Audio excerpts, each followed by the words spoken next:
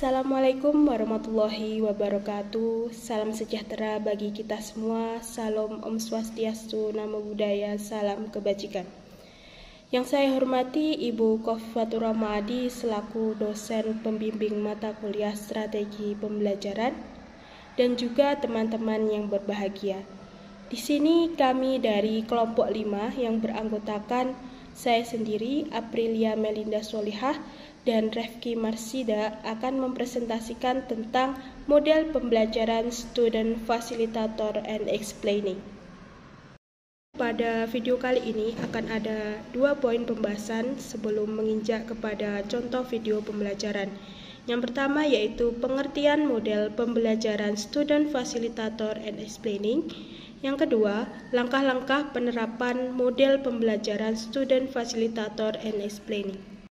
Terlebih dahulu kita akan membahas tentang pengertian dari Student Facilitator and Explaining. Jadi, model pembelajaran ini merupakan model pembelajaran yang memberikan kesempatan kepada peserta didik untuk tampil mempresentasikan hasil kerjanya di depan peserta didik lain. Hasil kerja ini dapat berupa peta konsep, PowerPoint maupun rangkuman yang akan dibacakan di depan kelas. Pada intinya, model pembelajaran Student Facilitator and Explaining ini lebih menekankan kepada keaktifan siswa. Untuk selanjutnya adalah langkah-langkah model pembelajaran Student Facilitator and Explaining menurut Huda 2013. Langkah yang pertama adalah guru menyampaikan materi dan kompetensi yang ingin dicapai. Pada poin ini, guru menyampaikan tujuan pembelajaran yang ingin dicapai.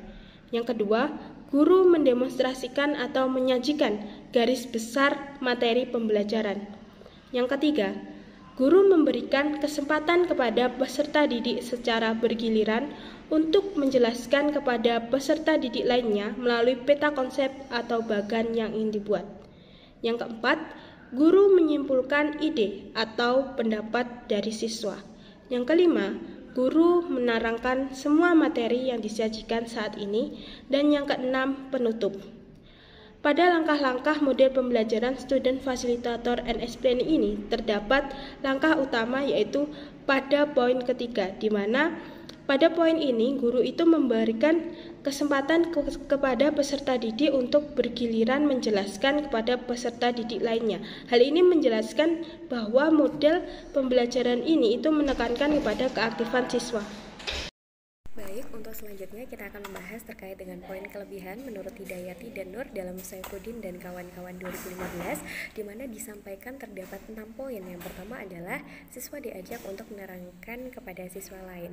Seperti yang kita ketahui bersama bahwa model pembelajaran Student Facilitator dan Explaining ini mengajarkan kepada siswa untuk dapat berani tampil ke depan, kemudian menumbuhkan rasa kepercayaan diri kepada siswa untuk menyampaikan gagasan, pendapat, dan juga jawabannya di hadapan peserta didik lain, dalam arti adalah rekan-rekannya sendiri. Kemudian, siswa juga dapat memahami materi yang disampaikan dan juga materi yang disampaikan lebih jelas dan konkret, di mana pada model pembelajaran ini akhirnya teman-teman atau peserta didik itu diajarkan untuk belajar terlebih dahulu, mengumpulkan materi terlebih dahulu untuk sebelumnya mereka maju ke depan dan juga menjelaskan kepada teman-temannya. Nah, hal ini juga mengajarkan kepada siswa bahwa mereka akhirnya belajar, akhirnya mereka punya pemahaman sendiri terhadap materi tersebut. Nah, secara tidak langsung mereka juga akan lebih jelas dan juga lebih paham terkait dengan materi yang sebelum mereka sampaikan tersebut kepada teman-temannya. Kemudian untuk poin keempat adalah meningkatkan daya ingat dan serap siswa terkait materi tersebut.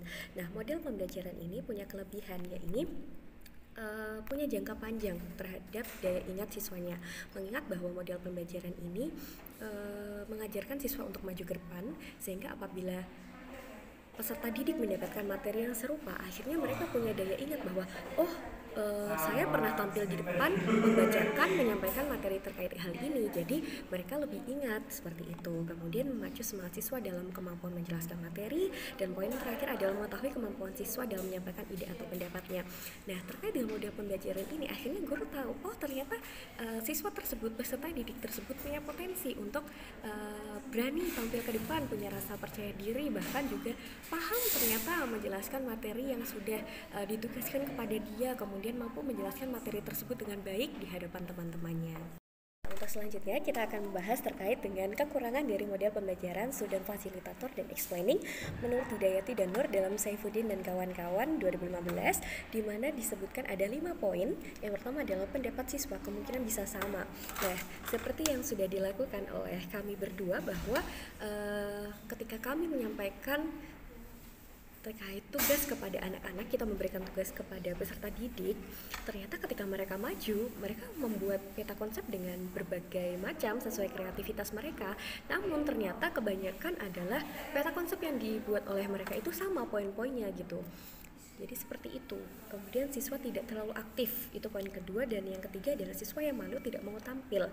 Nah, hal ini juga dialami ketika kami mengajar, di mana salah satu dari peserta didik kami itu mengalami rasa ketidakpercayaan diri ketika ditunjuk maju di depan kelas. Sedangkan 3 peserta didik lainnya itu merasa percaya diri saja ketika maju di depan kelas, namun ada salah satu siswa yang merasa tidak percaya diri dan malu di depan kelas gitu.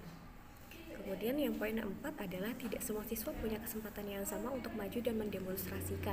Nah, hal ini juga terkait dengan poin-poin sebelumnya, di mana karena alasan siswa malu untuk di depan kelas, untuk menyampaikan gagasannya, pendapatnya di depan kelas, akhirnya sang anak tersebut tidak punya kesempatan untuk maju ke depan dan juga mendemonstrasikan atau menyampaikan materi yang disampaikan gitu. Dan yang poin terakhir adalah poin 5, siswa tidak mudah dalam membuat peta konsep dan menjelaskan di depan kelas. Nah, untuk poin terakhir ini, di mana ini adalah juga salah satu kesulitan yang dialami oleh siswa. Jadi siswa itu tidak mudah dalam membuat peta konsep karena memang siswa itu terbiasa dengan resum-resum yang banyak sekali, akhirnya mereka kesulitan untuk menemukan poin yang dapat mereka sampaikan dalam sebuah peta konsep, terangkum dalam peta konsep, lalu mereka bisa menyampaikan karena memang dasarnya kebanyakan mereka resum atau merangkum dalam jumlah yang banyak seperti itu.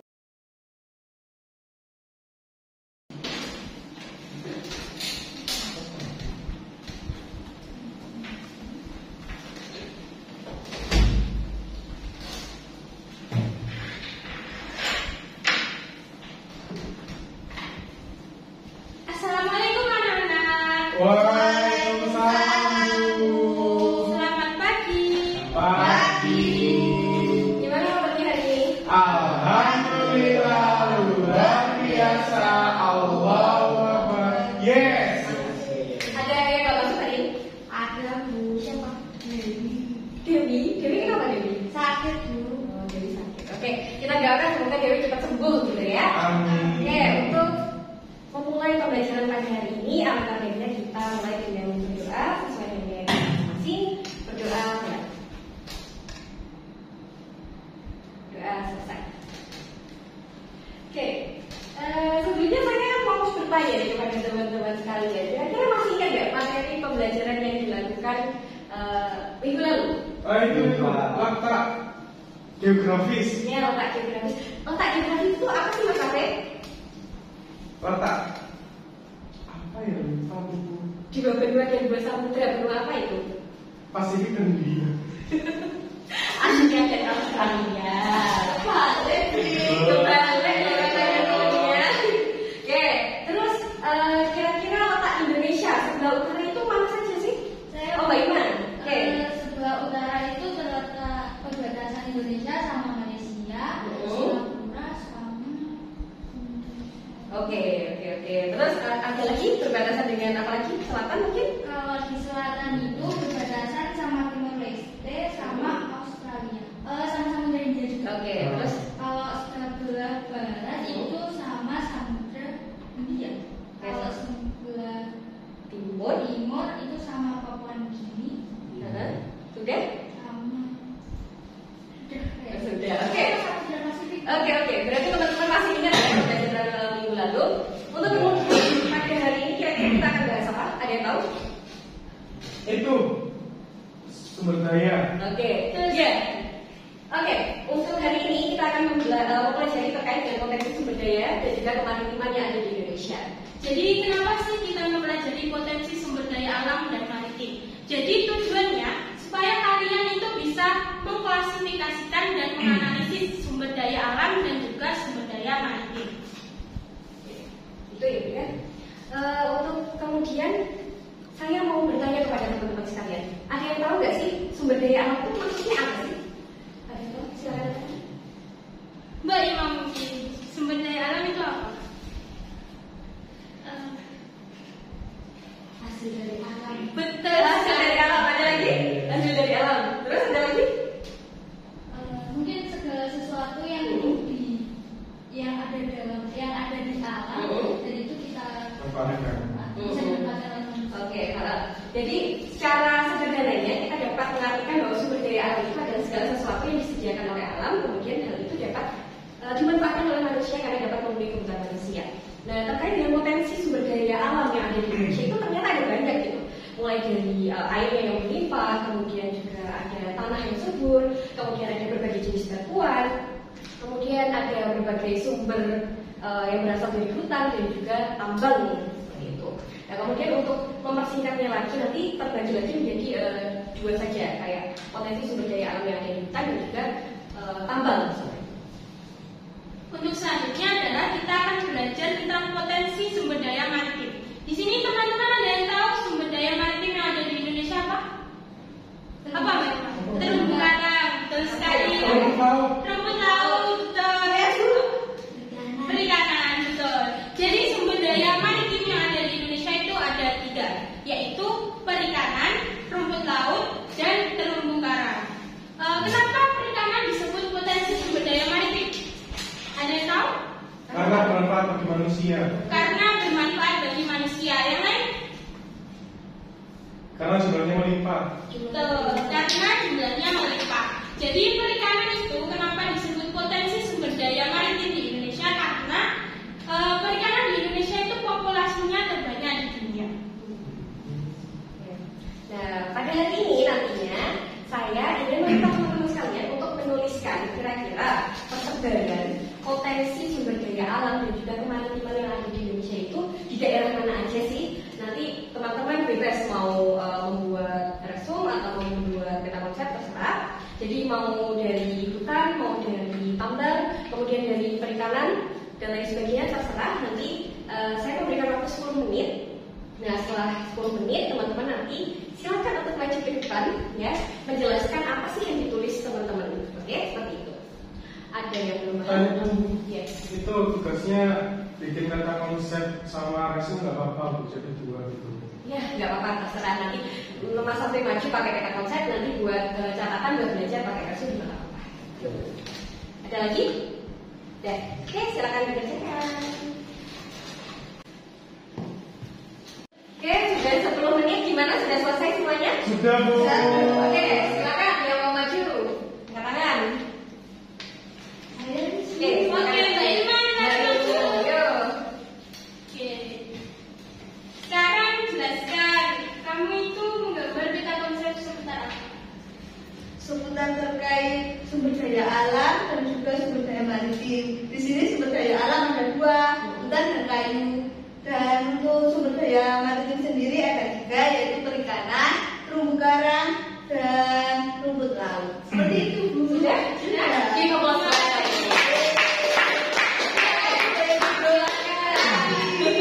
Oke, ini maju lagi.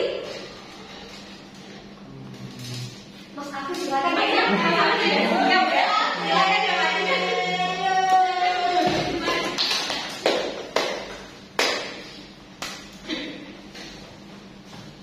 Silakan Mas Ade.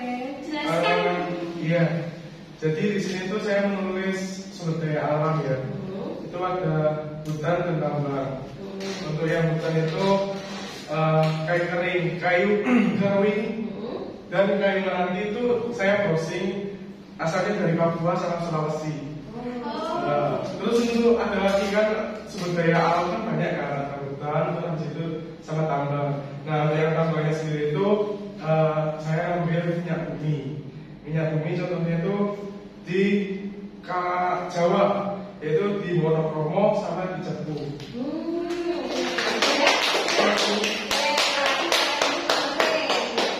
Ada lagi? Saya Oke, silakan lagi.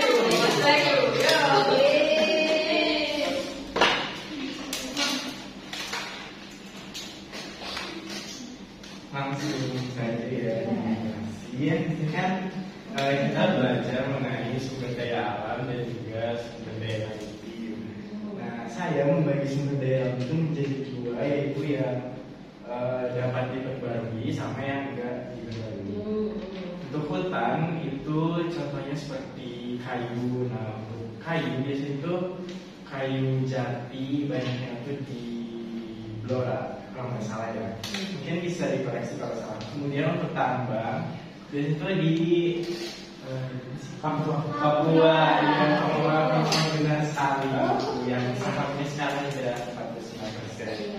Oke, yang selanjutnya yaitu sumber daya maritim, perikanan, kemudian terumbu karang dan juga rumput laut biasanya di Maluku. Sudah. Kita Jadi kesimpulannya pada materi potensi sumber daya alam dan juga kemaritiman yang ada di Indonesia adalah bahwa sumber daya alam itu terbagi menjadi dua, yakni terbarukan dan juga tidak terbarukan. Di mana yang terbarukan ini kan ada hutan gitu ya, hasil hutan, baik itu ada hewan, kemudian ada tumbuhan dan sebagainya, kemudian ada air, batuan dan sebagainya. Kemudian bahwa kita ketahui bersama bahwa hutan di Indonesia termasuk salah satu penyumbang oksigen terbesar yang ada di dunia bahkan seperti itu. Yang luas 99,6 hektar, kemudian banyaknya flora dan fauna yang ada di sana mencirikan bahwa adanya keanekaragaman yang ada di hutan Indonesia. Dan juga banyak fungsi hutan yaitu sebagai penghasil oksigen, kemudian sebagai tempat hidup dari flora dan fauna, kemudian juga sebagai pencegah erosi seperti itu. Nah, jadi harus benar-benar bisa kita jaga, jangan sampai kita melakukan penebangan hutan secara liar, kemudian akhirnya mengakibatkan banjir dan juga tanah longsor. Kemudian terkait dengan sumber daya alam yang tidak terbarukan itu kan ada berbagai jenis ya, seperti ada emas, kemudian ada batu bara, kemudian ada minyak bumi dan lain sebagainya. Untuk sumber daya maritim, kenapa kita perlu mempelajari sumber daya maritim? Karena di sumber daya maritim itu ada banyak kekayaan Indonesia, seperti perikanan, terumbu karang, dan juga rumput laut. Sebagai generasi penerus bangsa, kita sudah berkewajiban untuk melestarikan ketiga hal tersebut. Karena ketiga hal tersebut merupakan potensi sumber daya yang akan membantu kita di masa depan. Mungkin seperti itu yang bisa kami sampaikan. Ada pertanyaan? Sudah cukup ya. Berarti demikian pembelajaran pada hari ini. Kurang lebihnya kami gimana? Membaca materi selanjutnya ya. Oke, seperti itu. Sudah? Ada lagi yang ditanyakan? Sudah. Terima kasih saya sampaikan dan kami mohon maaf apabila ada salah kata dan perbuatan. Wabillahi taufiq wal hidayah. Wassalamualaikum warahmatullahi wabarakatuh. Waalaikumsalam warahmatullahi wabarakatuh.